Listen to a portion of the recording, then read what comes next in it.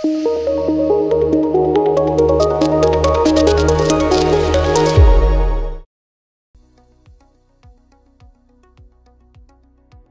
అండి, నా పేరు డాక్టర్ స్ఫూర్తి, fertility consultant, 49 hospital, Kukatpally branch. So ఈరోజు మీ అందరి ముందుకి ఒక అంటే కామన్గా పేషెంట్స్ వచ్చి అడుగుతుంటారండి, ఆ టాపిక్ గురించి డిస్కస్ చేస్తాను. అదేంటంటే ట్యూబెక్టమీ తర్వాత మళ్ళీ ప్రెగ్నెన్సీ ప్లాన్ చేయడం గురించి. సో ఏదైనా కారణాల వల్ల ఒక 2 బేబీస్ వచ్చినా, లేదంటే ఒకసారి ఓన్లీ 1 బేబీ చాలనుకొని 1 బేబీ డెలివరీ అవగానే ట్యూబెక్టమీ ఆపరేషన్ చేయించుకుంటారు. సో వాళ్ళు కొన్ని ఇయర్స్ తర్వాత it might be 2 years or it might be 10 years, దాని తర్వాత వాళ్ళు మళ్ళీ చేంజ్ చేసుకొని మళ్ళీ ప్రెగ్నెన్సీ ప్లాన్ చేసుకోవాలి, ఏమేమి ఆప్షన్స్ ఉంటాయి మేడం అని అడుగుతారు. సో నార్మల్గా ట్యూబెక్టమీ అంటే ఎగ్ స్పర్మ్ అనేది నార్మల్గా ట్యూబ్లోనే కలుస్తుందండి. ఆ ఫర్టిలైజేషన్ అనేది ట్యూబ్లోనే అవుతుంది. So tube is the main part. అది ఎక్కడైతే ఎగ్ స్పర్మ్ కలుస్తుందో అది ట్యూబ్లోనే అవుతుంది. సో ఎప్పుడైతే ట్యూబెక్టమీ అవుతుందో అప్పుడు ఎగ్ స్పర్మ్ అనేది కలవడం ఛాన్స్ ఉండదు. సో ప్రెగ్నెన్సీ అనేది న్యాచురల్గా వచ్చే ఛాన్స్ ఉండదండి. సో ఎవరికైతే మళ్ళీ ఇప్పుడు ట్యూబెక్టమీ అయిన తర్వాత నెక్స్ట్ ఆప్షన్స్ ఏంటి అని చాలామంది అడుగుతుంటారు. మేడం మళ్ళీ మాకు న్యాచురల్ కావాలనుకుంటున్నాము, లేదంటే ఏమేమి ఆప్షన్స్ ఉన్నాయని అడుగుతారు. సో వీళ్ళకి 2 ఆప్షన్స్ అండి. ఒకటి ఏంటంటే ట్యూబెక్టమీ అంటే ట్యూబల్ రీకనలైజేషన్ ఆపరేషన్ చేయడము, లేదంటే ఇంకొకటి ఐవీఎఫ్. సో ఇది ఎవరికి ట్యూబల్ రీకనలైజేషన్ అనేది పాసిబుల్ అవుతుంది, దానిలో అడ్వాంటేజెస్ ఏంటి, డిసడ్వాంటేజెస్ ఏంటి, అండ్ ఎవరికి ఐవీఎఫ్ అనేది అడ్వైస్ చేస్తారని దాని గురించి మాట్లాడాలి. సో నార్మల్గా ట్యూబల్ రీకనలైజేషన్ అంటే ట్యూబెక్టమీ ఆపరేషన్ చేసినప్పుడు మళ్ళీ వాళ్ళు వచ్చిన తర్వాత మళ్ళీ ప్రెగ్నెన్సీ ప్లాన్ చేస్తున్నాము, ట్యూబల్ రీకనలైజేషన్ ఛాన్స్ ఉంటుందా అని అడుగుతారు చాలామంది. సో ట్యూబల్ రీకనలైజేషన్ గురించి మాట్లాడేటప్పుడు వాళ్ళకి పేషెంట్స్కి ఎక్స్ప్లెయిన్ చేసేది ఏంటంటే, ఫస్ట్ ఆఫ్ ఆల్ అసలు ట్యూబెక్టమీ ఏ స్టైల్లో అయింది అంటే వాళ్ళకి లాప్రోస్కోపీ ద్వారా చేశారా, లేదంటే సిజేరియన్ తర్వాత వెంటనే అదే టైంలో చేశారా సిజేరియన్తో పాటు అనేది చూసుకుంటామండి. అండ్ ఆల్సో ఎన్ని ఇయర్స్ అవుతుంది ట్యూబెక్టమీ అయ్యి అనేది చాలా ఇంపార్టెంట్. బికాస్ సక్సెస్ రేట్స్ అనేవి ఇప్పుడు ట్యూబెక్టమీ అనేది చాలా ఇయర్స్ బ్యాక్ అయింది, ఆల్మోస్ట్ 10-15 years బ్యాక్ అయింది.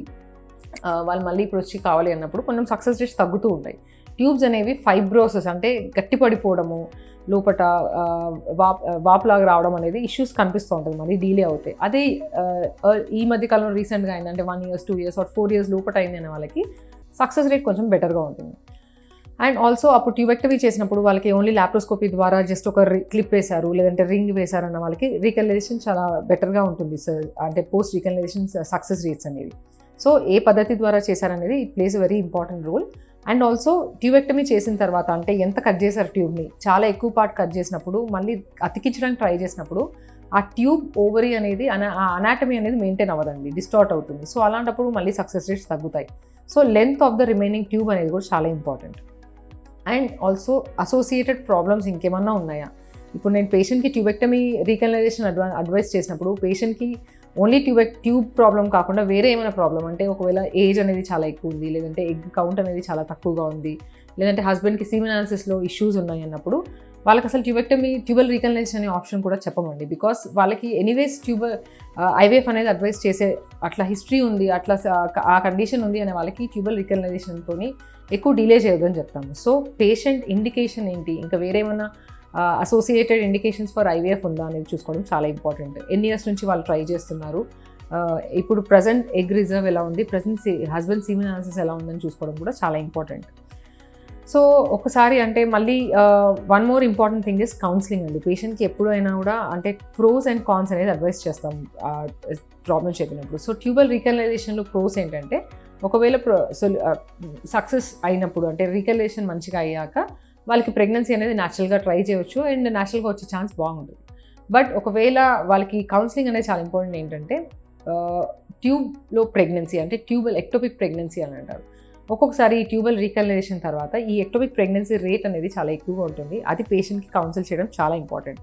సో అండ్ మళ్ళీ ప్రెగ్నెన్సీ ఒకవేళ ఇప్పుడు రీకనలైజేషన్ అయిన తర్వాత ట్యూబ్స్ ఓపెన్ అయ్యాయి బట్ స్టిల్ ప్రెగ్నెన్సీ రావట్లేదు, కొన్ని మంత్స్ వెయిట్ చేశారు, ఒక 1 year వరకు వెయిట్ చేసినా మళ్ళీ ప్రెగ్నెన్సీ రావట్లేదు అంటే వాళ్ళకి మళ్ళీ ఐవీఎఫ్ అడ్వైస్ చేయడం ఇంపార్టెంట్. సో పేషెంట్కి ఆ రీకనలైజేషన్ అడ్వైస్ చేసే ముందే వాళ్ళకి ఈ ప్రోస్ అండ్ కాన్స్ గురించి చెప్పడం అనేది చాలా ఇంపార్టెంట్ అండి. అండ్ ఒకవేళ ఇదంతా వద్దు, మాకు డైరెక్ట్గా బెస్ట్ సక్సెస్ రేట్ కావాలి అన్న వాళ్ళకి మాత్రం ఐవీఎఫ్ అనేది ఇంకొక బెస్ట్ ఆప్షన్ అండి. సో ఐవీఎఫ్లో ఏంటంటే ఎగ్ స్పర్మ్ కలిసేది ట్యూబ్లో కాబట్టి ఆ పని మనం బయట చేస్తున్నాము. సో ఎగ్స్ అనేవి బయటకి రిట్రీవ్ చేస్తున్నాము, స్పర్మ్స్ బయటనే ఎగ్లో డైరెక్ట్గా ఇంజెక్ట్ చేస్తున్నాము. సో ఫామ్ అయిన ఎంబ్రియోని ఇప్పుడు ట్యూబ్లో ఫామ్ అయ్యే ఎంబ్రియోని బయట ల్యాబ్లో ఫామ్ చేస్తున్నాము అండ్ డైరెక్ట్గా ఎంబ్రియో ట్రాన్స్ఫర్ అనేది యూట్రస్లోకి చేస్తాం. సో దీనిలో సక్సెస్ రేట్స్ అనేవి వెన్ కంపేర్ టు న్యాచురల్గా వాళ్ళు రీకగ్నైజేషన్ చేసుకొని న్యాచురల్గా ట్రై చేసి దాంతో కంపేర్ చేస్తే దీనిలో సక్సెస్ రేట్స్ అనేవి పేషెంట్కి బాగుంటుంది.